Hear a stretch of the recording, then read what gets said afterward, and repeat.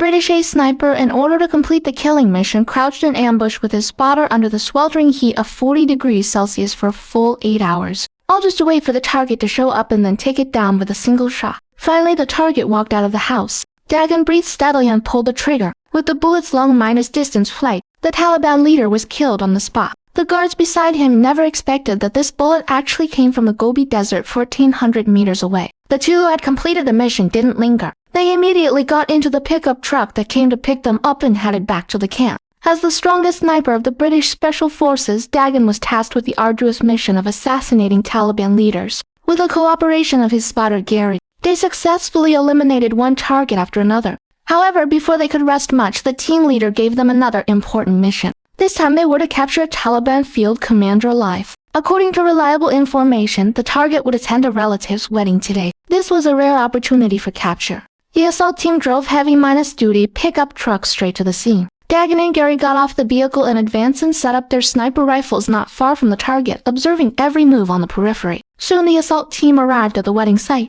The team leader demanded that the Taliban guards put down their guns and hand over the target. But how could the other side easily hand over their leader? Just as the two sides were deadlocked in negotiations at this moment, the spotter Gary suddenly saw a Taliban sniper on the distant hillside raise his gun. Obviously, he was about to launch a surprise attack on their teammates. Seeing this, Dagan didn't hesitate. He immediately turned his gun, aimed at the opponent, and pulled the trigger, killing him with one shot.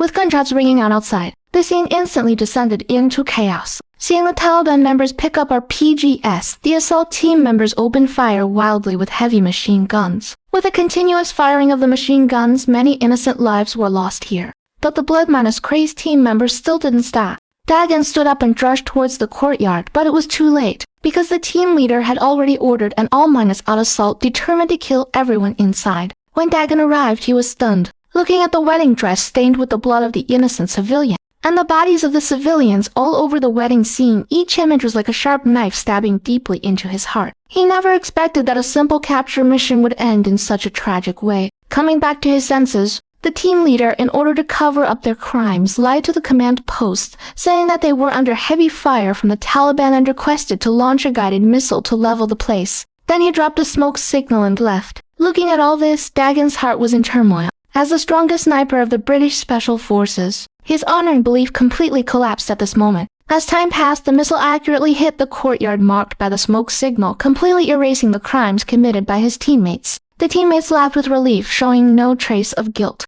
Only Dagan and Gary sat there, looking as if they had lost their souls.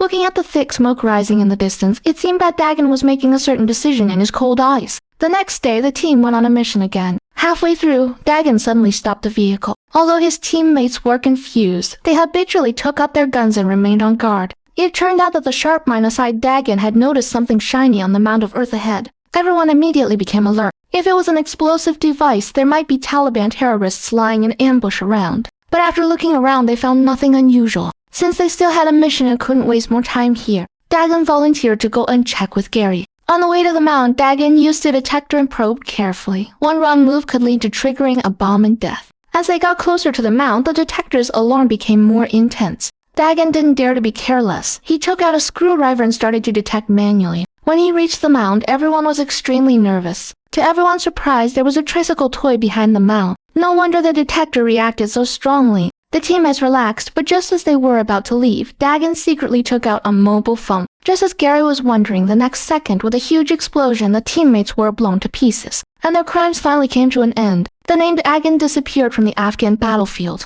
A few years later, in another corner of the world, a top-notch killer codenamed the Jackal emerged, and his mission was to assassinate a presidential candidate. Although the probability of assassinating the president is less than 1%, for the man codenamed the Jackal, that already means he has a 100% chance of success. The methods used by the Jackal are completely different from those of other killers. First, he killed an ordinary cleaner. Then, by using his superb disguise skills, he transformed himself into the appearance of the cleaner. Even looking and acting exactly like the cleaner wasn't enough. He also had to imitate the old man's voice. In order to achieve the perfect effect, the Jackal, who never smoked a whole pack of cigarettes. Even the way he extinguished the cigarette was the same as that of the old man. After getting everything ready, he entered the company where the cleaner worked. He avoided conversations by coughing unsuccessfully past the facial recognition. Then, by using the old man's common catchphrase, he smoothly deceived the security guard's inquiries. In this way, the Jackal approached the target stealthily. He walked into an office and quickly took out his weapon, ready to act. At this moment, a woman suddenly burst in.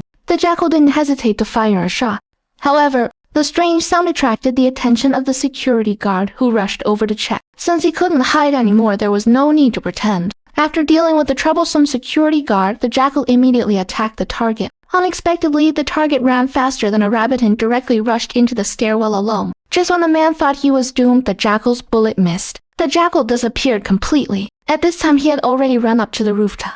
Looking at the police cars approaching rapidly, the Jackal didn't panic at all and threw the smoke bombs down. Using the rope he had prepared in advance, he quickly descended to the ground by rappelling. With the help of the smoke and the appearance of the cleaner, he perfectly blended into the crowd that was fleeing in all directions and left. The Jackal returned to the hotel and removed his disguise. Then he just quietly waited for the right moment to come. All the things he had done above were just the first step of assassinating the president. What came next was the most crucial part. As the president of a country, the security level is definitely the highest standard. At this time, the man who was deliberately let go by the Jackal last night came in handy. It turned out that the man who was injured last night was the president's son. The son was assassinated and injured and was hospitalized. As a qualified father, he definitely had to go and visit. The Jackal lived in the hotel opposite the hospital. He removed a piece of glass and inserted a windmill on the balcony. He used the windmill to observe the wind direction and wind speed. It was still some time before the president's arrival, so the Jackal began to assemble the weapon. Surprisingly, his weapon was his own suitcase. He pulled out the upper pull rod and removed the handle.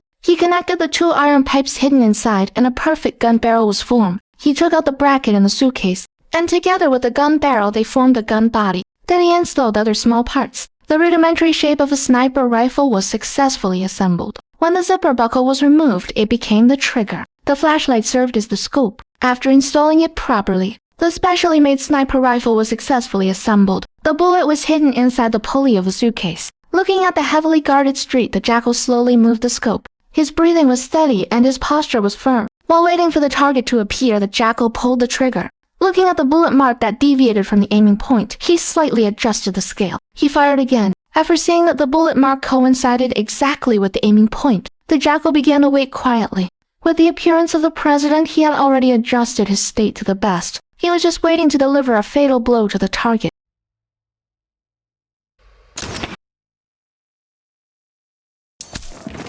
Looking at the fallen president, the scene immediately became chaotic. The bodyguards also reacted quickly. After one bodyguard took out a telescope, he directly locked onto the hotel opposite. Soon he found the position of the shooter. The Jackal calmly packed up the weapon. Under his rapid disassembly unassembly, the specially made sniper rifle once again became a suitcase. He is a top-notch killer, and he is also a professional when it comes to escaping. The Jackal had already calculated the time when the police would arrive. Before leaving, he even set off the alarm. He covered his face and then got into the car. On his way out, he just happened to pass the police cars. There was no ripple in the Jackal's heart. When the police arrived at the hotel, the SW8E team quickly found the room from which the shots had been fired. But when they broke down the door and entered, they only found the surprise that the Jackal had prepared for them. At this time, the Jackal had already changed to another car, and the previous one exploded on the spot, destroying all the evidence. The president was killed, and the police immediately issued a nationwide wanted notice. And the Jackal was at the exit inspection checkpoint. Although he was stopped by the police, he had a clean record at this time. There were no problems found in his passport and ID card. Even when a trunk was opened to check the luggage, the police officer didn't expect that the suitcase in front of him was the murder weapon used to assassinate the president. In this way, the Jackal escaped without any real danger.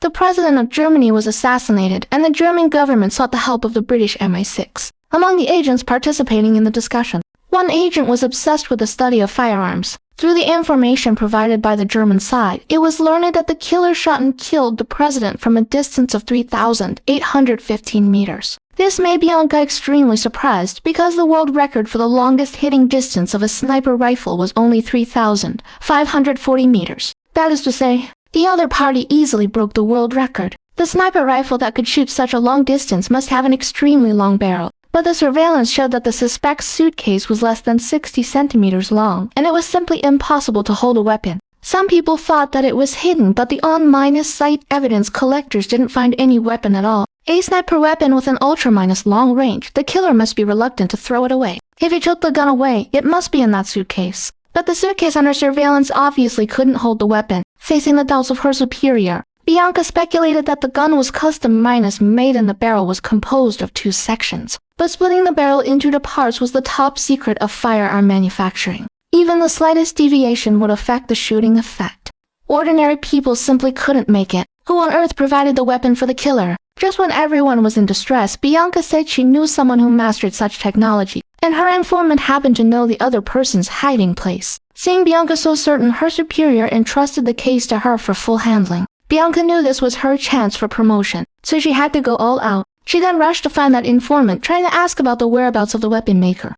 Although Bianca had something on the woman, she was obviously a bit resistant. Finally, she hemmed and hawed and said she would give an answer that night. However, even after a whole day passed, Bianca still hadn't received any news. She decided to use some means, and the Jackal didn't know that he had already been targeted. He casually walked into a French internet cafe. After plugging in the key, he entered the dark web where he received tasks. He began to demand the other half of the remuneration for the assassination mission. The other party said the money had already been remitted and he just needed to wait a while. The Jackal waited in the internet cafe reluctantly. However, the other party then said that due to the large amount, he needed to wait another 24 hours. Just as the Jackal was about to leave, a new message appeared. He clicked on it and it was a new assassination mission. The other party wanted to meet in person, but the Jackal never met with employers. If the other party wanted to meet, they had to pay a $1 million meeting fee. Whether the mission could be successfully accepted or not, the other party had to pay him $1 million. After seeing the address sent by the other party and the prompt payment of the deposit, the Jackal quickly pulled out the key and decided to head there. He drove to Sweden.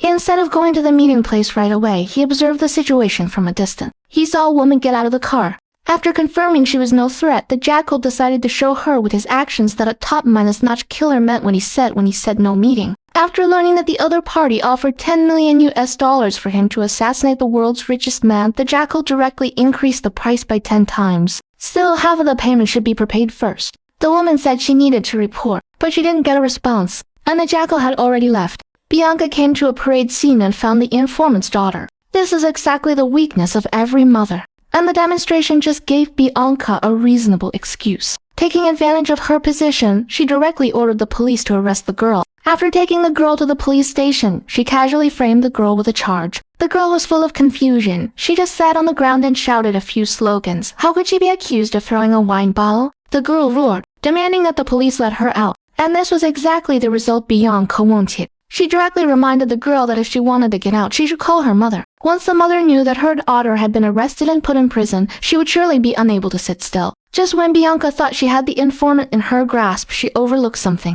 Before long, the girl fell into a coma due to a heart attack. Although she was sent to the hospital in time, she was still on the verge of death. Once the girl died, how would Bianca face an angry mother? The Jackal, who had disappeared, appeared in Spain. After loading a pistol, he walked into a manor. But this time, he wasn't here to carry out an assassination mission. Looking at the woman who was tidying up the toys, the Jackal showed a doting look in his eyes. This woman was his wife. In order to let the person he loved live a better life, the Jackal never missed any opportunity to make money. But just when he continued to demand the remaining payment for the last mission, the other party directly insulted his mother. There was actually someone who dared to renege on a top killer's payment. Then that person had to know how the Jackal got his reputation. Although $3.7 million wasn't a small amount of money, it was just a minor matter. What directly affected was his reputation in the industry. As a top killer, the Jackal decided to make the employer pay the price. He randomly contacted the dark webs backstage and began to trace the source of the advance payment. A counterattack began. During the waiting period, the Jackal started to look up the target of the $100 million order. He was the current world's richest man. The software he developed would make the personal assets of the wealthy completely transparent, which seriously threatened the privacy of the wealthy. Therefore, it successfully provoked the anger of a big shot. That big shot ordered his subordinates to contact the Jackal, who had just assassinated the president recently. At this time, the Jackal was attending his son's birthday party, just when his brother Slow was trying to persuade him to invest in the bar. A message came from the dark web. It informed the Jackal that the source of the payer's funds had been traced, and the address was in Munich, where the president had been assassinated. So the next second, he left his family and set foot on the road to claim his payment. He had just come back for a few days, and now her husband was leaving again. His wife reluctantly accompanied the Jackal to the airport in person. After watching his wife leave, the Jackal didn't enter the waiting hall. Instead, He turned around and walked towards the parking lot. He got into a taxi, then took off his wedding ring, and the cold and ruthless Jackal was back in action. Then he came to the bank vault. He took out one of the many identification documents. With everything ready, the Jackal walked out of the bank and got back into the taxi he had taken when he came. However, what he didn't expect was that his wife didn't go home at this time. Instead, she went to a flower shop and bought a bunch of flowers. Just as she was about to leave, she happened to see the Jackal passing by. Although it was just a side profile, his wife was sure that it was her husband. So she called him, but to her surprise, the other side prompted for a voice message. This made his wife suspicious of the Jackal's job. Bianca from MI6 was tracking the Jackal. She had originally wanted to use the informant to find Norman, the weapon maker, but unexpectedly, she indirectly caused the death of the informant's daughter. This put Bianca in a passive position. Her superior gave Bianca 24 hours to get information from the informant, and then the news of the girl's death would be made public.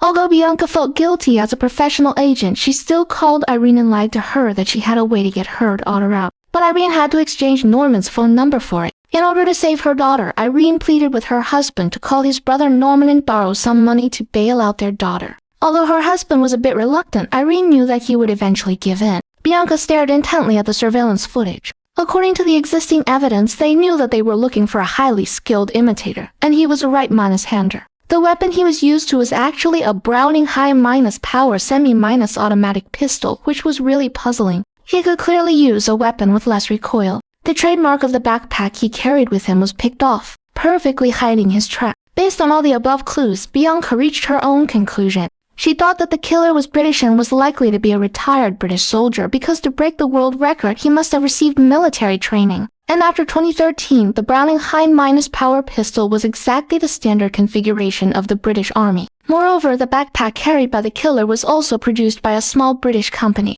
This backpack started to be sold 8 months ago, and there was no record of any exports at all. From this, it could be proved that both the killer and the weapon maker were undoubtedly British. However, due to the international influence, the superior had to remind Bianca to be cautious in her words and deeds. What's more, the police would announce the news of the girl's death tomorrow morning, so she had to speed up the process of obtaining information about Norman. Pressed by the informant Irene, Bianca could only start by investigating the identical killer first. And the subsequent 1-by-1 investigation started with the soldiers who graduated from military academies in the past 10 years. The crisis was further escalating, but the Jackal was still completely unaware of it. On the road, he received another call from the employer. The woman said that the offer of $100 million had been approved by the higher-ups, but to reach an agreement, they still needed to discuss the details face-to-face. If they couldn't meet within 48 hours, they would have to cancel the order. After a brief 3-second thought, the Jackal agreed to the employer's request, on the premise that she followed his instructions.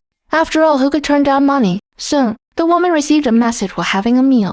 Then she walked out of the restaurant as instructed. Little did she know that her every move was under the Jackal's surveillance. Although the Jackal was always within 10 meters of her, the woman didn't notice him at all. When she sat down on the bench, she finally heard that familiar voice. In this way, their second informal meeting began. Although the employer agreed to the offer, she could only provide a startup fund of $20 million and pay it immediately. The only requirement was to complete the mission before the end of the month. Because once the software was released at the end of the month, the assassination would be meaningless. After a little thought, the Jackal took on the mission and promised that he would start working as soon as the money entered his account. The deal was successfully concluded. The woman suggested that in future communications they should refer to the target by the code name wrote in, and they also needed to know the Jackal's code name. Why not the Jackal? After reporting his code name, the Jackal left in a dashing manner. He went straight to the bank. With the help of the manager, the Jackal learned the company name of the pair. After searching online, he was surprised to find that the company was actually a subsidiary of another company, and these companies were spread across the UK, France, Germany, and surrounding countries. However, no matter how cunning a fox is, it can't outwit an old hunter. The employer's cautious actions successfully aroused the Jackal's competitive spirit. On the other hand, Irene finally got the opportunity to take a photo of the phone number her husband used to call Norman. Then she sent it to Bianca.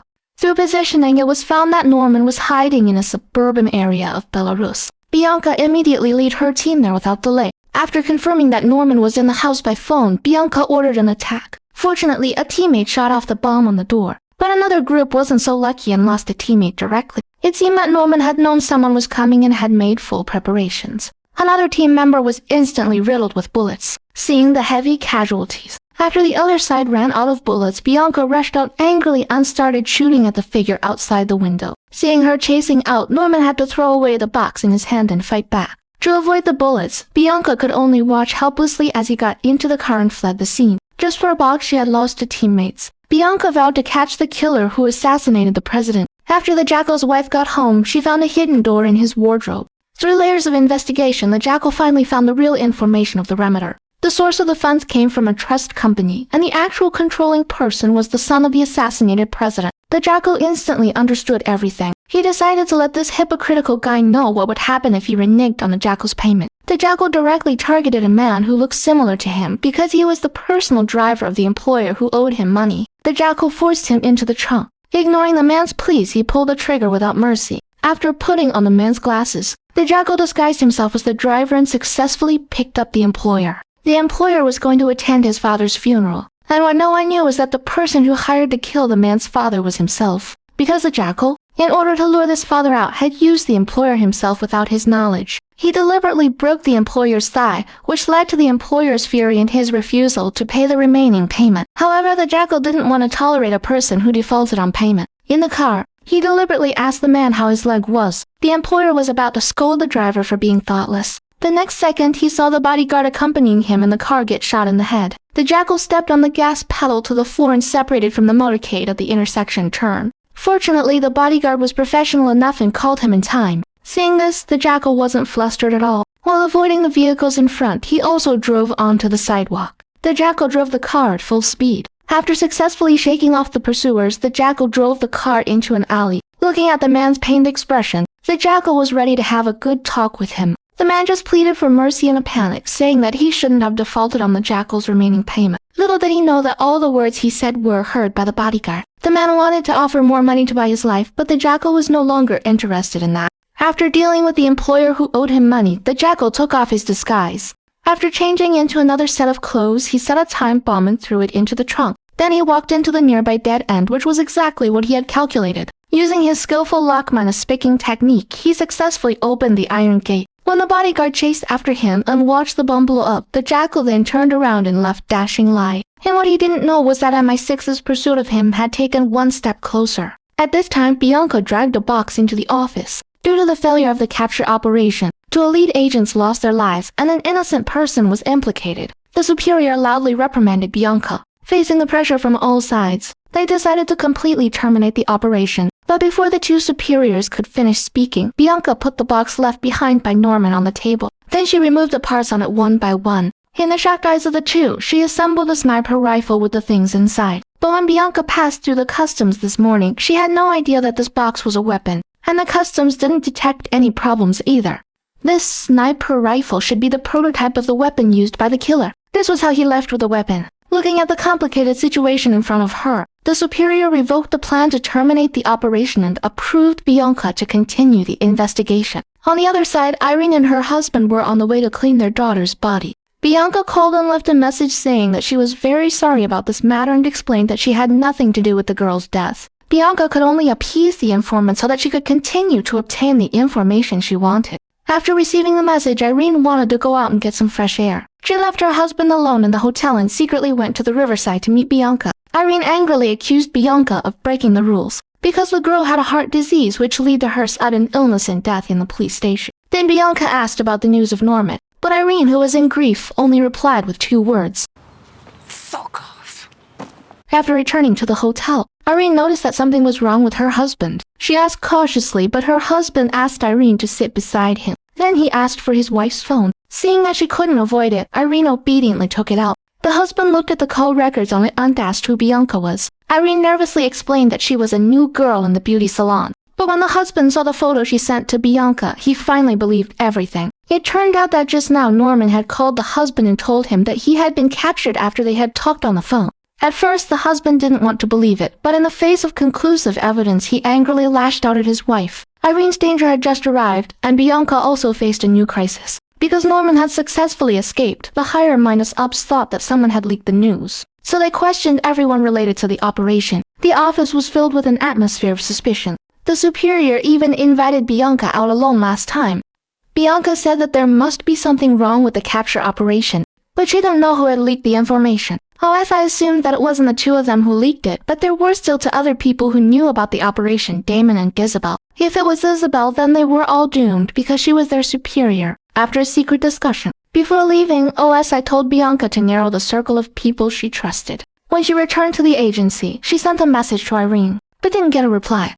At this time, someone from the technical department came to find Bianca. She immediately sent Damon away. The colleague from the technical department told Bianca that she had recovered some of the call records in Norman's phone. 3 weeks before the assassination of the German president, there were a large number of calls from the same number. And on the day the president was killed, the calls completely stopped. The name marked for the other party was the Jackal.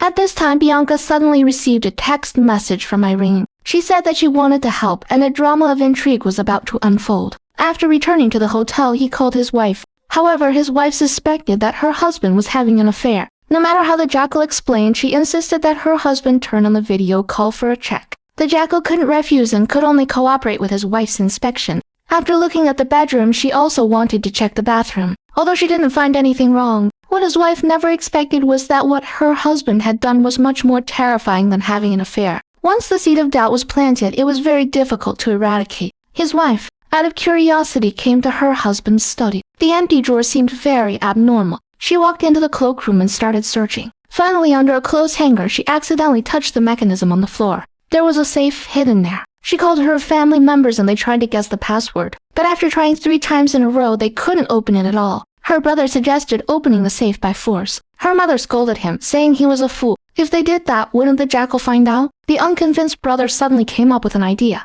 He said that if they could find the purchase receipt of the safe, they could call the customer service and reset a new password. So the 3 of them began to look for the information together. But when his wife was looking at the blueprints of the manor, she discovered a secret. There was obviously hidden space behind the wardrobe. The 3 of them came here again, behind the hidden door. In order to know what her husband was hiding, his wife didn't care about being discovered anymore. She directly asked her brother to use tools to force open the door of the secret room. When they walked in, the 3 of them were stunned by what was inside. Looking at the currency and passports of various countries in the drawer, and the 2 weapons beside them, his wife felt that she had never really known her husband. What on earth did the man who had slept beside her do? And what the 3 of them didn't know was that everything they did was clearly seen by the Jackal. Was his identity exposed like this? How should he solve this problem? The Jackal, who was troubled by his feelings, just lost his concentration for a moment and accidentally crashed into the truck in front of him. He almost exposed his identity because of this. Looking at the broken bumper, the Jackal originally planned to pay for the damage and be done with it.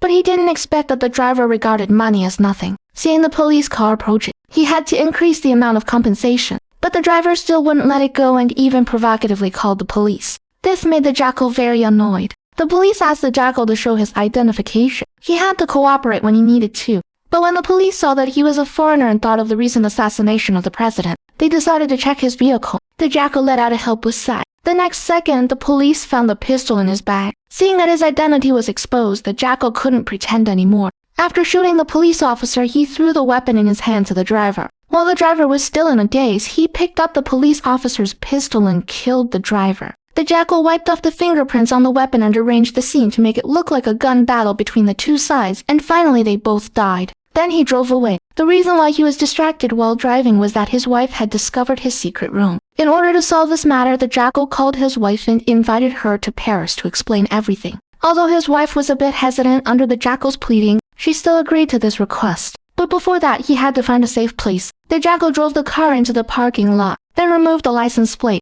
Then he used professional reagents to corrode away the possible traces left behind. When he arrived at the hotel, the Jackal washed and dressed up and quietly waited for his wife's arrival. There was a knock on the door and his wife appeared with an angry look on her face. Before the Jackal could speak, she slapped him. The Jackal didn't complain at all. His wife said that she wanted to hear the truth, otherwise she would leave immediately. In order to keep his beloved, the Jackal told the truest lie in his life. He confessed that he had been lying from the very beginning, but his love for his wife and child was absolutely genuine. He was afraid that if he told the truth, she would lose them both. His wife asked what the truth was and what he really did. The Jackal said that he was a problem solver. The Jackal explained that he was employed by major companies and multinational enterprises and specialized in handling problems that they couldn't solve on the surface. The Jackal said that he was more like a corporate spy. Sometimes he would do some illegal things, so sometimes he needed to use a fake identity. And most of the people he investigated were billionaires, and they were all very dangerous. In order to be on the safe side, he would sometimes carry weapons with him. Although this explanation was a bit far-fetched, his wife didn't find any problems. Coupled with her husband's sincere expression in the end, his wife was convinced. At the same time, Damon had already found the list of the military academy. He learned that one of them had even established a sniper group. Just as he was about to pay a visit, Bianca stopped him. She asked him to send her the address, wanting to go there herself. Damon tried to explain that he wasn't an insider trader, but Bianca directly interrupted him. At this stage, she only trusted herself. Then she came to the home of the retired veteran. When the man saw the list, he casually told the situation of each of them, but no one could sniper a target from 3 miles away. It wasn't just a matter of accuracy. A bullet would take 6 or 7 seconds to fly 3 miles. He himself had been one of the best snipers, but even at his peak, he couldn't do it. If there had to be someone who could do it, it could only be the legendary Dagging. But in a mission 10 years ago, he and the entire team were killed in an explosion. Bianca realized that this might be a clue. She immediately asked Damon to start looking into this Dagging. In the office of the higher-ups, several people were discussing the Jackal they had hired. Since he was taking on a task and also doing some private work in Munich, the higher-ups were worried that he would threaten their project. But the woman said that there wasn't much time left, and there was no more suitable candidate than the Jackal. When they learned that he had killed someone to recover the remaining payment, the higher-ups unexpectedly praised the Jackal. He single-handedly went back to a city full of police just to get back an unpaid debt. This just showed his character of abiding by the deal. But to prevent any accidents, the higher-ups asked the woman to go to the Jackal's side to monitor his actions. At this time, the Jackal had already arrived at the operation site. He deliberately put his wallet behind him to test the sensitivity of the detection gate. As he expected, all metal objects couldn't pass the security check. This also allowed the Jackal to have initial contact with the security check guy. Maybe he could use him in future operations. After passing through smoothly, the Jackal came to the venue. He looked up and found the perfect assassination position. Taking advantage of the noisy environment, the Jackal went to the roof. He walked forward carefully and finally reached that ideal place. Just as he was about to record the scene, unexpectedly the ceiling under his feet started to move. In a panic, he grabbed the cable, but his phone accidentally fell. What was worse, the cable actually came off. Finally, it broke due to being unable to bear the weight, and the Jackal was left hanging in the air. Fortunately, the people below were immersed in the music and didn't notice the Jackal, who was in great danger at all. With the ceiling returning to its original position, the Jackal struggled to climb up. He lay on it in a bit of panic, trying his best to relieve his tense emotions. Only after the event ended did the Jackal go to the front desk to look for his dropped phone. Fortunately, the security check guy he met earlier had found it for him. The Jackal left his number, laying the groundwork for future operations. On the other side, because of his wife Irene's betrayal, Larry brutally strangled her to death in bed. Then he used his wife's phone to send a message to Bianca asking her to meet. After confirming it was the right person, Larry didn't hesitate to attack Bianca. But the agents of MI6 weren't easy to deal with. After repelling the enemy, Bianca used the crowd to evade pursuit and then called headquarters for help. Before her colleagues arrived, Bianca led Larry to the bridge. But when he saw the police cars, Larry was alert and chose to flee. Bianca had to follow him to a secluded place again. Just when she thought she was alone and about to be captured, her colleagues arrived in time with a team and surrounded Larry. But he didn't give up without a fight. Instead, he desperately jumped onto a passing boat and escaped to the other side of the river with its help. When Bianca arrived at the hotel where Irene was staying with her team, all she saw was Irene's body. Bianca felt a deep sense of self-blame. In order to catch the Jackal, 4 people had died as a result. And Larry, who had escaped, didn't intend to let Bianca off. He called his brother Norman and asked him to find out Bianca's address. When Bianca returned home tiredly, she was shocked to find that her daughter had been taken hostage by Larry. He wanted Bianca to experience the pain of losing her daughter. Unexpectedly, Bianca fired a shot without hesitation and hit him in the knee. Bianca didn't kill Larry. She intended to get Norman's whereabouts out of his mouth so as to capture the cunning Jackal. At this moment, the Jackal returned to the hotel and saw the person he least wanted to see. The Jackal turned around and locked the door, which made the woman's heart skip a beat in fear. Then she saw the murderous look in the Jackal's eyes. The woman forced herself to stay calm and then said that the Jackal had taken $20 million from them but had done private work in Munich. Although the Jackal was filled with the urge to kill, he still became the most aggrieved top killer in the world. The employer had actually sent him a supervisor. Although he was reluctant, for the sake of the $100 million reward, he secretly suppressed his anger. There was still a week left until the mission deadline, and he had to accelerate the progress. The woman said that she would stay in Tallinn, and the Jackal could call her at any time if he needed anything. However, the Jackal had always been a lone operator and didn't trust others. It seemed that he still had to come up with a solution on his own. Just as he was about to leave, he suddenly saw a woman who was still fishing while wearing a fracture-fixation boot. An idea immediately popped into his mind. Back at the hotel, he plugged in the key and logged onto the dark web. He directly contacted Norman, who was thousands of miles away. Upon seeing the message, the other party immediately replied with a phone number. Soon, the Jackal called that number and said that he needed the help of Norman, the master weapon maker. But before that, he wanted to confirm one thing. The Jackal asked Norman if there had been any unusual things happening recently. Norman then told him that not long ago, when he was on a business trip abroad, he had encountered several uninvited guests who rushed into his residence without bringing any gifts. He had no choice but to entertain them warmly and then fled. Now he was hiding in a place that was absolutely safe. After confirming this, the Jackal stated his request. The next mission required him to be 75 meters away from the target to be killed. The only difficult problem was to avoid the metal detector and the highly sensitive scanner. But he already had an idea, except that time was a bit pressing. He only had 5 days left. After hearing this, Norman said that it was somewhat difficult. He had injured his right hand when he was raided that day, and now even wiping his bottom was difficult. He alone simply couldn't meet the time requirements set by the Jackal. And he couldn't find any helpers either because he didn't trust anyone. Would you trust me?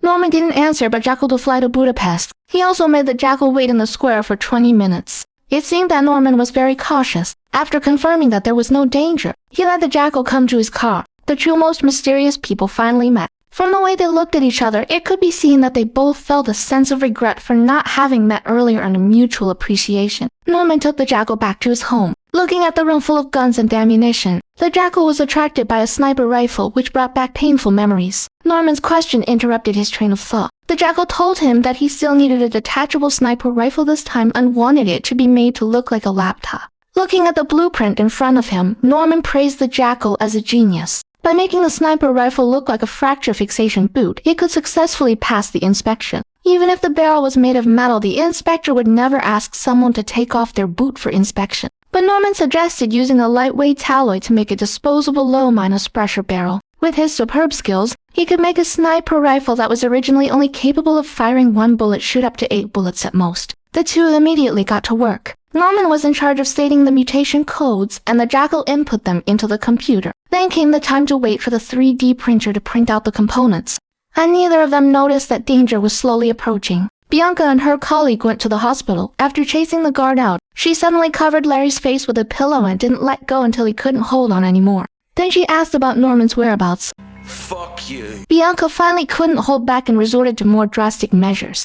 Facing the fear of death, Larry chose to confess. He told Bianca and her colleague that Norman was hiding in Budapest. But he didn't know the exact location, only that it was in the suburbs, an hour's drive from the airport. There was a cafe on the street they passed by, and there was a stable behind the house, and Norman lived in a white building. After returning to the headquarters, Damon told Bianca the information about Dagan. Dagan always acted alone and paid great attention to details. He could be regarded as a model sniper. His team specialized in executing Taliban leaders but was killed by a roadside bomb in 2013. After hearing this, Bianca asked Damon to find a photo of Dagan. OSI found Bianca and said that they had received some information. It seemed that someone had hired the Jackal to carry out another assassination. But who on earth was wrote in? This puzzled the two of them.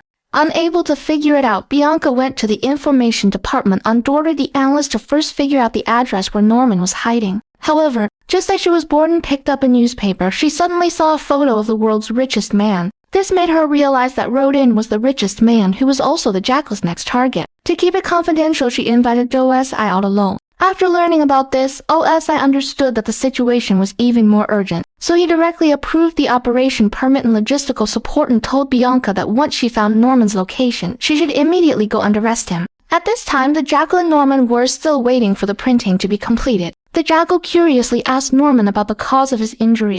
After hesitating for a while, Norman said that he had been captured in Belarus before. The other party had a London accent, and the person who injured him was a black woman holding a Glock 17. Hearing this made the Jackal's expression turn serious. He thought Norman was lying because no one could escape from an MI-16. Norman explained that someone had tipped him off in advance, which allowed him to be prepared, but he didn't know who that person was. However, the Jackal frowned and then stood up and said,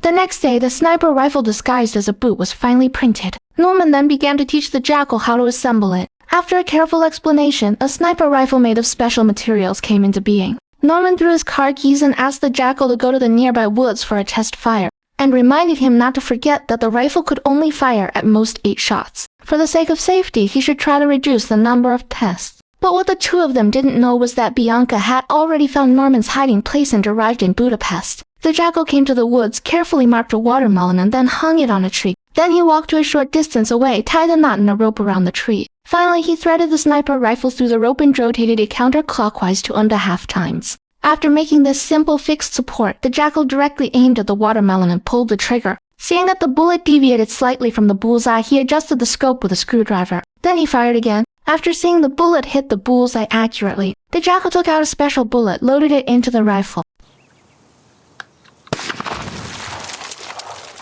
When the Jackal returned after the test, he suddenly noticed a suspicious car. To confirm his suspicion, the Jackal walked into a coffee shop on the street. As expected, the car that had just passed by Norman's hiding place turned around and stopped in front of the gate. Bianca and the others in the car were fully armed. Soon the whole street lost power. Realizing that something was wrong, the Jackal immediately called Norman. Norman rushed downstairs in a hurry and quickly deleted the data on the computer. At this time, Bianca had already laid her team in. Norman picked up a weapon and started shooting as soon as he saw someone. However, he didn't expect that the other side used the strategy of surrounding him from the front and the back, and easily subdued Norman. Facing Bianca's questioning, Norman stubbornly refused to reveal any information about the Jackal. But Bianca found the Jackal's backpack on the sofa, which made her realize that the Jackal was here. So she decided to wait for him to come back, like a hunter waiting for its prey. After learning that his younger brother had betrayed him, Norman stood up excitedly, but was instantly shot in the head by a bullet. It turned out that in order not to expose his identity, the Jackal decisively chose to kill Norman, just as he was changing ammunition to deal with Bianca. He found that Bianca had disappeared. Knowing that he had to leave immediately, the Jackal turned around and prepared to retreat, but he was driven back by the enemy at the door. At the same time, the enemy on the other side also discovered him. Seeing that he was about to be surrounded in a desperate moment, the Jackal rushed towards a white horse through the hail of bullets and drove it to escape. Bianca and the others chased after him in a car, but none of their shots hit him. Taking advantage of the night, the Jackal rushed into the woods by the roadside. Unexpectedly, he was accidentally tripped off the horse by a branch. Bianca and the other person got out of the car and started to be on guard. All they saw was the horse running out. Suddenly, a gunshot rang out and Bianca's companion fell to the ground, just as the Jackal was about to fire another shot. Bianca surrounded him from the other side. The sniper rifle could only be fired 2 more times. The Jackal had no choice but to flee in a sorry state. When he came to a cliff, he jumped down without hesitation. Bianca, who followed, quickly fired into the water. Seeing that none of her shots hit, Bianca roared in anger. The Jackal, who had narrowly escaped death, surfaced and dragged his tired body forward in the heavy rain. He suddenly found a barn and hid inside to take a rest, but a gun was quietly pointed at him. The Jackal, who was asleep, slowly opened his eyes. He tried to get up and resist, but was knocked unconscious by the man with the butt of a gun. There were still 4 days left before the mission deadline. Just when the Jackal was at a loss, the man actually let him go directly and motioned for him to get out quickly. But just as the Jackal got up, the man noticed the sniper rifle hidden in the straw. It seemed that he couldn't leave now. The fat man directly forced the Jackal to go back to the house with him. Although the Jackal kept saying that he could pay to solve the problem, due to the language barrier, the fat man ignored him. Although the fat man didn't know what the Jackal was mumbling, he understood the word Euro. He directly called his brother and said that he had caught a foreigner who had a strange gun in his hand. He was obviously high-minded, and this person seemed to be talking about money. Maybe they could extort a large sum of money from him. One of the employees on his brother's farm happened to be able to speak English, so he had a conversation with the Jackal. After learning that the Jackal wanted to pay to settle the matter, Rez conveyed the original words to the boss. The brother immediately picked up a weapon and prepared to go to his younger brother's farm. But before they walked far, they were stopped by the police.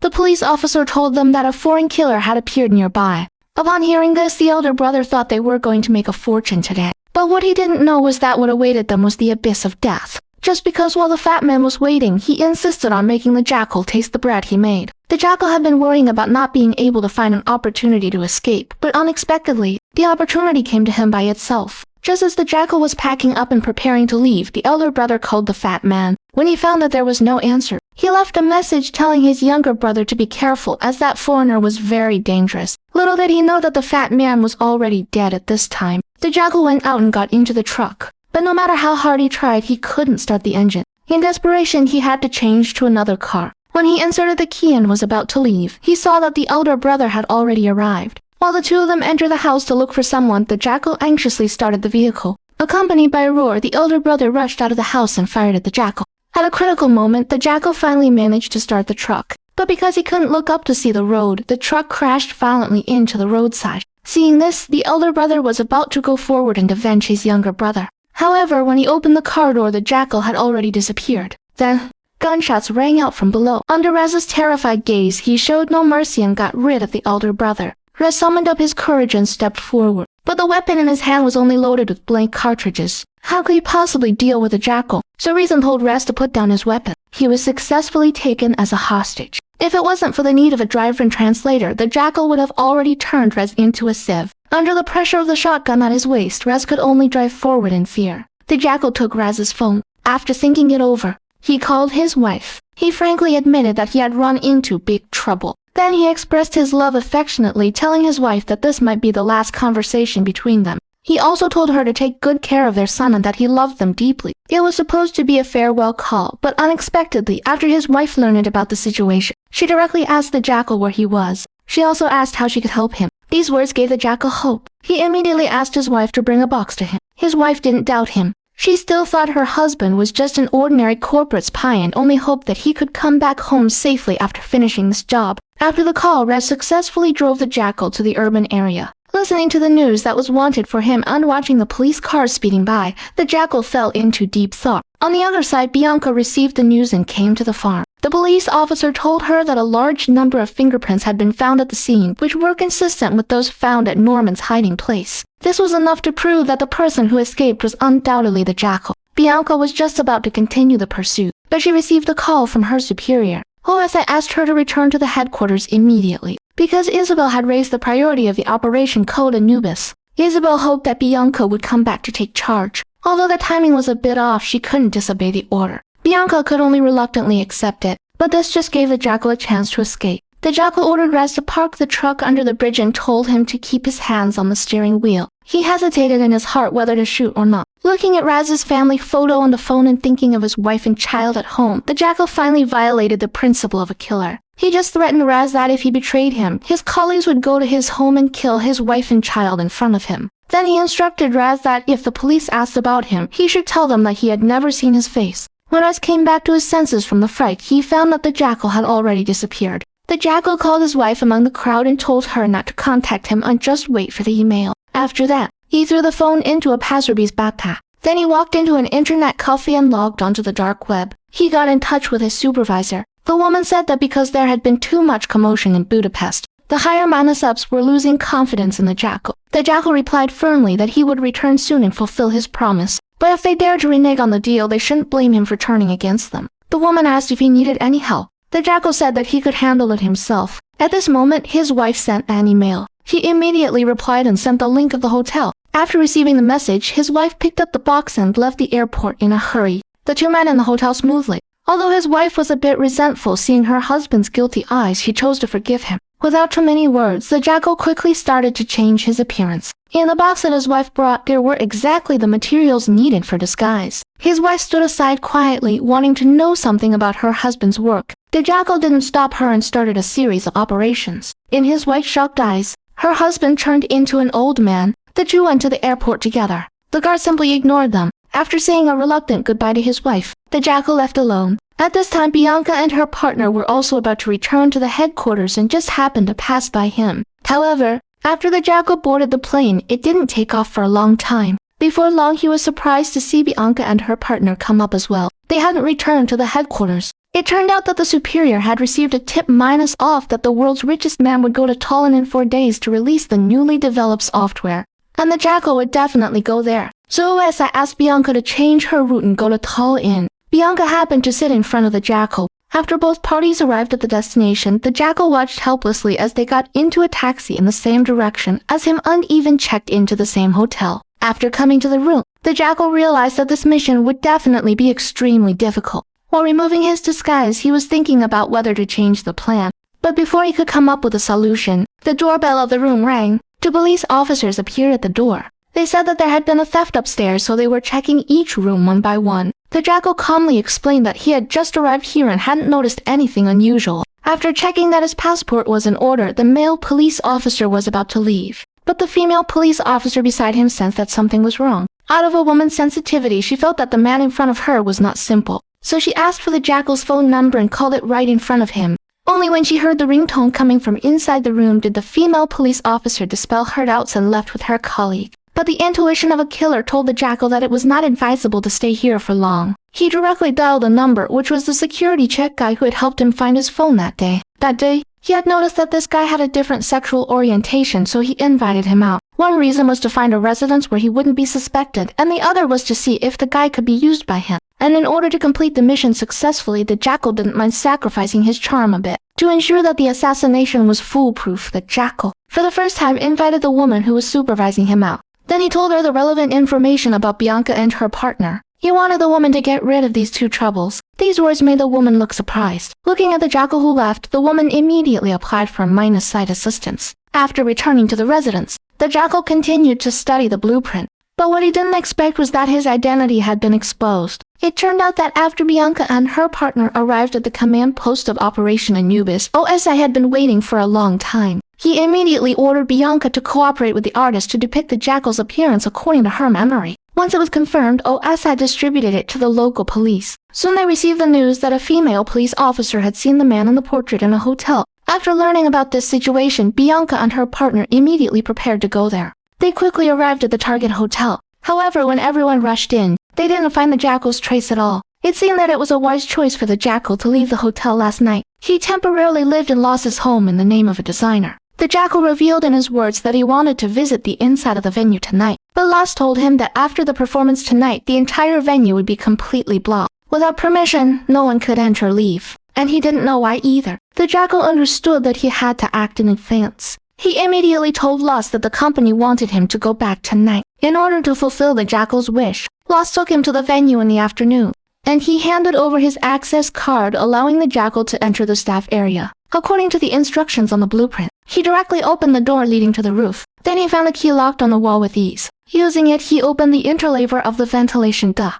After a careful observation, the Jackal quickly returned to the hull. Lost had planned to invite him to dinner, but the Jackal directly refused, because he had already thought of an assassination plan. On the other side, the brother Minus and Minus Law had always wanted to buy a bar. So he, together with his mother, persuaded the Jackal's wife to take some money from the Jackal's secret room. They also took away the pistol beside it. All of this was seen by the Jackal. In the evening, the Jackal said goodbye to Lost. Although there was a lot of reluctance in his heart, Lost could only watch the Jackal leave. On the island where the world's richest man lived, the security captain said that he had received the news that MI6 had failed to capture the killer in Budapest. He suggested that the richest man not go to Tallinn and hold the software launch online right here. If he didn't appear at the scene, he would be treated as a joke. The richest man's attitude was exactly what the Jackal wanted. At this time, he had already arrived at the venue in advance. He successfully passed the security check using his disguise. He went to the front desk and bought several bottles of mineral water, several bags of nuts, and 4 pieces of chocolate. When the concert was halfway through, the Jackal directly got up and left. After coming to the corridor, he skillfully opened the door of the staircase. Then he came to the location he had already scouted. After closing the cover plate, he was ready to hide in the interleaver and wait for the arrival of the richest man. But before that, the Jackal took off the fracture fixation boot. After disassembling it, he assembled it into a sniper rifle and placed it aside. There were still 2 days and 2 nights before the launch conference. The Jackal could have a good rest, and he soon fell into a deep sleep. The next day when he woke up, the Jackal sharpened his bank card. Suddenly, footsteps came from above his head. Someone was inspecting the scene, but they didn't notice that there was someone under the floor. Bianca and her partner also arrived at the venue. She handed the Jackal's portrait to the security captain, hoping it would be of some help to them. Everyone conducted a comprehensive search of the venue again. Bianca even took out the Jackal's clothes and asked the sniffer dogs to smell them carefully. Little did they know that the Jackal was watching all this, but he wasn't worried at all. After lazily eating a piece of chocolate, he fell asleep again. The night passed in a flash, and finally the day of the launch conference arrived. The Jackal also started his preparations. In order to reach his peak condition, he began to warm up. Bianca and her partner came to the venue again and ordered another inspection of the building. Bianca went to the roof and happened to be directly above the Jackal, but she didn't notice anything unusual under her feet, which made the Jackal heave a sigh of relief. The world's richest man was on his way. Looking at the tight security around and the guests arriving one after another, while the host was warming up, the Jackal prepared to go to the sniping position. After hearing the security guards pass by, he pushed open the iron door of the interleaver. After taking out his weapon, the Jackal quietly came up behind the security guards and dealt with them cleanly. Then he used the bank card to quickly slit the throat of another person. At this time, the host had already invited the richest man to the stage. The Jackal set up his sniper rifle. In front of the TV, the behind minus the minus scene's Big Shot and the woman were both staring at the screen nervously. But it wasn't that easy to assassinate the world's richest man. Just the bulletproof glass in front of him could easily block all bullets. And what the Jackal had to do was wait for an excellent opportunity, wait for a chance when the other party got carried away and exposed his head. However, the appearance of another gunman directly disrupted the Jackal's shooting. He quickly replaced the bullets. Just as he was about to fire an additional shot, he found that the target was already out of sight. And Bianca also found his position and quickly launched a hunt for the Jackal. Seeing that the plan had failed, the Jackal decisively chose to flee. He mingled with the crowd and walked outside. Looking at the police cars speeding towards him, the Jackal walked towards another street unhurriedly. He thought he was safe, but then a voice calling his name came from behind. He turned around and saw that it was Les. In order not to expose his identity, the Jackal immediately attacked and killed him. Then he quickly fled from there. Due to the assassination attempt in Tallinn, the world's richest man retreated to his own island. The Jackal had no choice but to follow. He found that the security around the richest man was extremely tight. Any ship wanting to land on the island had to go through a comprehensive inspection, and there were also drones following. He knew that the richest man was fond of swimming, so he could only carry out the assassination in the sea. But how to stabilize the sniper rifle was a problem. After some thinking, the Jackal suddenly came up with a solution. That was to use a camera stabilizer. With all the plans in place, he immediately went to the bank and took out the sniper rifle specially made for him by Norman. He returned home under the cover of night, wanting to bare his heart to his wife. However, his wife seemed to be deliberately avoiding him. The Jackal had no choice but to go to his son's room and pour out his love for his son. And the scene was seen by his wife through the surveillance. Although she already knew that her husband was a killer, his love for her and their son was truly genuine. So his wife came to the living room and waited for the Jackal, deciding to give him a chance to explain. And his wife only asked one question. To kill people for money. Yeah. After getting an affirmative answer, his wife actually asked the Jackal to repeat that sentence for Bally. I kill people for money! Is that what you want to hear? Is that enough? What his wife wanted was actually for her husband to stop deceiving her. The two could finally sit down and have a good talk. Looking at his calm wife in front of him, the Jackal revealed his true feelings for the first time. He said that he loved her deeply and was also ready to bid farewell to the profession of a killer. But he had to complete the final mission. In just 24 hours, they could live a happy life. Although his wife was sad after hearing this, what else could she do? She could only choose to forgive. Finally, the problem at home was solved, and the next step was to focus on executing the mission. But just as the Jackal was preparing his equipment, his brother Law suddenly came to the door. After learning that his brother Law was a top killer, the brother Law didn't choose to call the police. Instead, he contacted the local gang leader, planning to make a connection for the Jackal and then let him complete the gang's mission to earn more money. His wife was very worried that this would disrupt her husband's retirement plan, so she told the Jackal about this matter. After learning about it, the Jackal wasn't flustered at all. Instead, he gently comforted his wife and told her not to worry at all. It was just a gang leader. Then the Jackal found his brother Law and took the initiative to propose meeting that leader.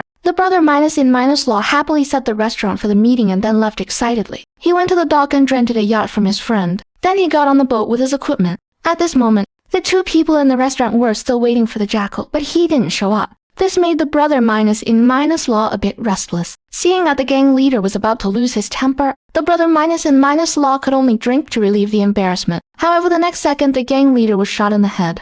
Only then did the brother Law realize how terrifying his brother Law was. And the reason why the Jackal did this was to test his equipment. After getting a satisfactory result, the Jackal could finally carry out the action of assassinating the wealthy man. At this time, Bianca was still studying Dagon's file. Through the information, she learned that Dagon's superior from back then was still alive. So she went to the hospital hoping to get some information about Dagon from Bob. But after learning that Bianca was from MI6, Bob unceremoniously issued an order to expel her. However, Bianca refused to leave. No one knew what Bob said to her. When Bianca returned, she found Isabel and said that she had obtained more information about Dagon. She knew that Dagon always acted alone, but he had a good friend, Gary, who was Dagon's former observer. So if Dagon was still alive, Gary surely didn't die either. But Isabel thought that rather than being a clue, this was just a guess. He had already decided to stop the investigation of Dagon. If Bianca insisted on the investigation, then he could only cancel her status as an agent. This news was a blow to Bianca, but for the Jackal,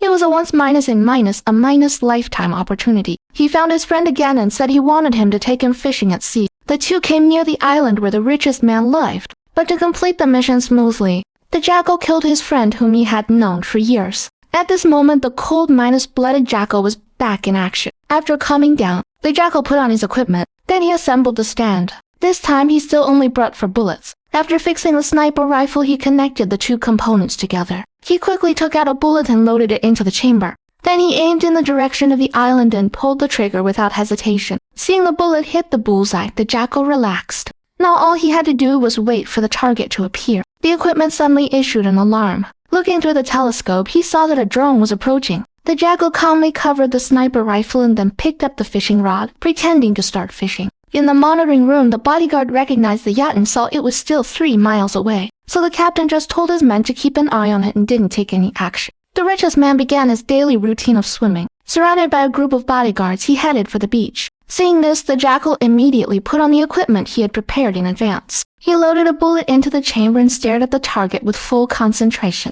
Due to the long distance and the unsteady boat, he had to wait for the right moment. But just as the target entered the shooting range, a roar interrupted him. A speedboat was approaching him. He could only deal with it first. After confirming the person was dead, the jackal immediately turned the gun and loaded another bullet. However, the alarm rang again. The drone appeared in the sky. Fortunately, he was prepared and took out a jammer, making the drone fall. But this also exposed his plan. Hearing the captain shout, the bodyguard on the speedboat immediately blocked in front of the richest man, and the accompanying personnel pushed him underwater. But the jackal wasn't in a hurry. He held his breath and stared at the water's surface. Since everyone needed to breathe, the jackal calmly started counting down.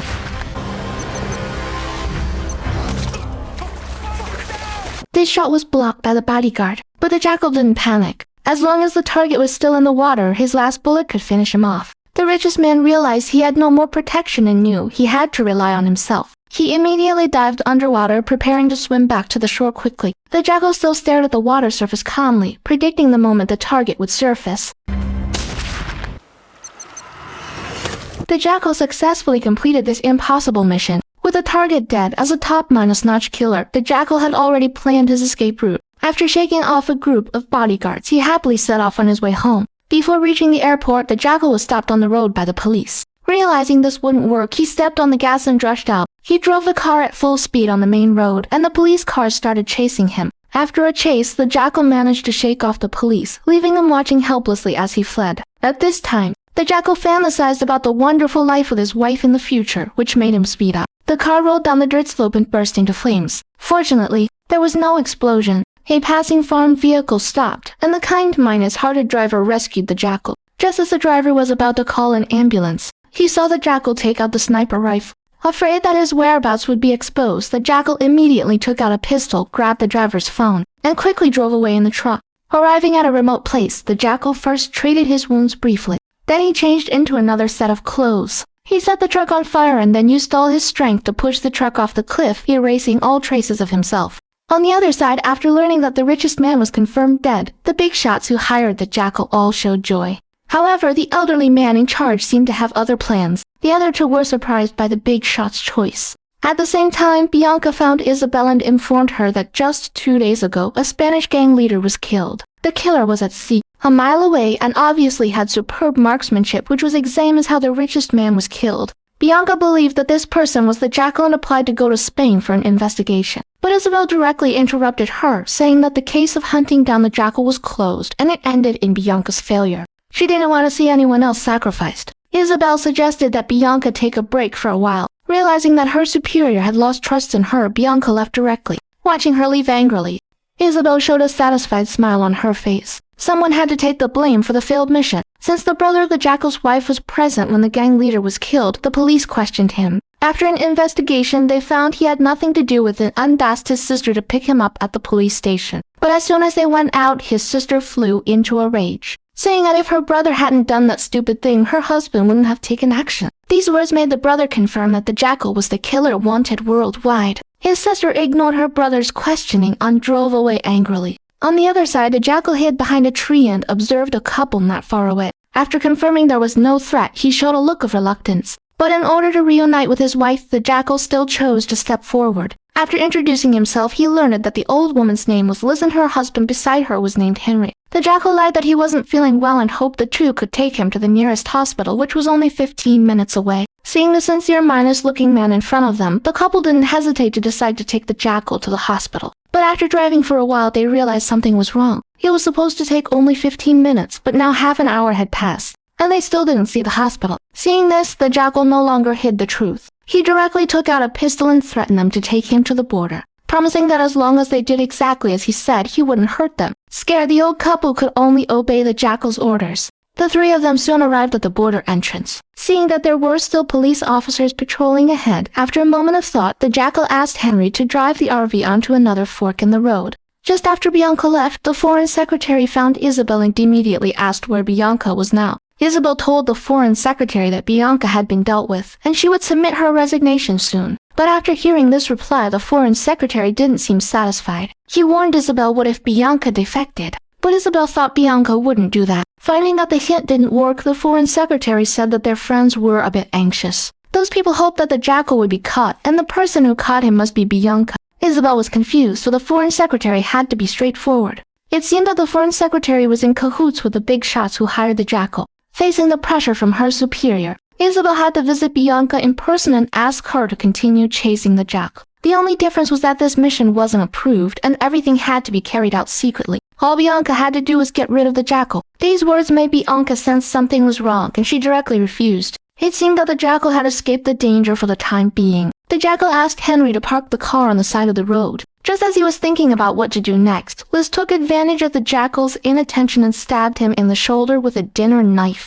In the chaos, a gunshot rang out, and finally Henry was hit. Seeing her husband fall into a pool of blood, Liz was so frightened that she didn't know what to do. Taking a deep breath, the Jackal pulled the trigger without hesitation. Two innocent people were killed by him, and the Jackal let out a hysterical roar. After calming down, the Jackal called his wife and told her that his final mission had been completed, and their family could finally start new. To celebrate this, the Jackal suggested that the two of them take their child on a trip. Although the Jackal's tone was gentle, his wife knew that her husband was definitely in danger. She said that she didn't want to go anywhere and just wanted to stay at home and wait for the Jackal to come back. Realizing what his wife seemed to be planning, the Jackal anxiously said that he was already on his way and would be home soon. Crying, the Jackal threw away the phone in his hand. On the other side, after careful consideration, Bianca decided to accept Isabel's proposal and continue hunting down the Jackal. So she came to Spain with her partner. Vince was worried that the Jackal wasn't there, but Bianca said confidently that even if he wasn't, the people important to him were here. And Bianca's speculation was right. Arriving at the local police station with the cooperation of the chief through the file of the gang leader's murder, the two obtained information about the Jackal's brother Minus and Minus Law. Following the clues, Bianca confirmed that the Jackal was in Spain. They immediately placed the Jackal's wife under 24-hour surveillance, patiently waiting for the Jackal's return. However, the Jackal didn't know this. He got on a bus, successfully avoided the inspection, and managed to reach the airport. Before boarding the plane, the Jackal contacted the woman supervising him to the dark web and demanded the $100 minus million bounty. The other party asked him to wait for 24 hours. Then the woman contacted the company and informed them that the Jackal wanted the bounty. But a single sentence from her superior made the woman suspicious. To verify her suspicions, the woman doubled the reward she deserved. Unexpectedly, the other side readily agreed. This made her realize the danger. When the company sent someone to deliver the money, the woman deliberately said she was in her room while she sat in the lobby observing the situation. After noticing something was wrong, the woman left the hotel without hesitation. It was her cautious nature that saved her life. As soon as the killer entered the room, he took out his weapon but found no one there. As night fell, Bianca and her partner were still monitoring the Jackal's wife. Just as they were about to lose patience, a taxi arrived. However, it wasn't the Jackal who came back. Instead, his wife got into the car with their child. Vince asked if they should follow, and Bianca firmly said no. Just because the woman took a taxi, it was obvious that she was running away from someone, not towards him. As Bianca expected, not long after the Jackal's wife left, he drove back home. Watching the Jackal enter the house, the two of them quietly sneaked into the courtyard. Just as the Jackal was anxiously looking for his wife, the woman called him and asked if he was in Spain. And they're coming for you. After saying that, the woman decisively threw away the phone, and this made the Jackal sense the danger. He quickly rushed to the secret room. He loaded all the spare cash and passports. Finally, he took out the weapons and bullets. On the other side, the drunken brother Minus and Minus Law came to find his sister. He wanted to have a heart minus to minus heart talk with her. Little did he know that Bianca and her partner had already entered the house. Upon hearing the sound of the door opening, The brother -in-law immediately took out his weapon. The brother -in-law sacrificed his life to inform the Jackal of the arrival of the enemy. After a brief thought, the Jackal first pulled down the circuit breaker. This made the whole house fall into darkness. Then he closed the door of the secret room. Not finding the trace of the Jackal, Bianca and her partner decided to search separately. Bianca directly went to the study. Little did she know that the Jackal saw everything in the room. The Jackal and Bianca were only separated by a mirror. After not finding anything abnormal, Bianca chose to leave there. She came downstairs to meet with Vince. Bianca instantly triggered the alarm on the roof. The Jackal understood that he couldn't hide anymore. He immediately pushed open the door of the secret room. Just as the two were on the alert, Vince saw the red dot on top of Bianca's head. Seeing that his partner sacrificed himself to save her, Bianca fired wildly. At this time, the alarm sound had stopped. This made her know that the Jackal was still alive. Bianca approached carefully. She directly said the name Agan. Hearing his real name, the Jackal understood that Bianca had to die. As soon as the words fell, the Jackal came to the other side. And Bianca didn't notice it at all. She was shot in the head by the Jackal behind her. After getting rid of the person who was hunting him down, the Jackal didn't feel relieved, just because his beloved had already left him. In order to get his wife back, the Jackal drove to the airport. He left a message for his wife, pleading with her to come back. A few days later, Isabel told us that she had been confirmed as the new director. And Bianca, because she disobeyed orders and acted without permission, was judged as a traitor by her superiors. Someone always had to be responsible for the sacrificed agent. In the end, Bianca took all the blame. As I looked at the message Bianca had sent to him, he knew that he couldn't compete with those people hiding behind the scenes, so he chose to delete that message. On the other side of the earth, a familiar figure got off the tram. After making sure that no one was following, the Jackal came to the square and sat beside the woman. She was curious about how the Jackal survived. Finding that the Jackal had no intention of answering, the woman handed over the newspaper. She motioned that the person on it was the employer. After getting the information he wanted, the Jackal said that before dealing with the target, he had to find someone first, because there was nothing that the Jackal wanted to do but couldn't achieve. Good luck.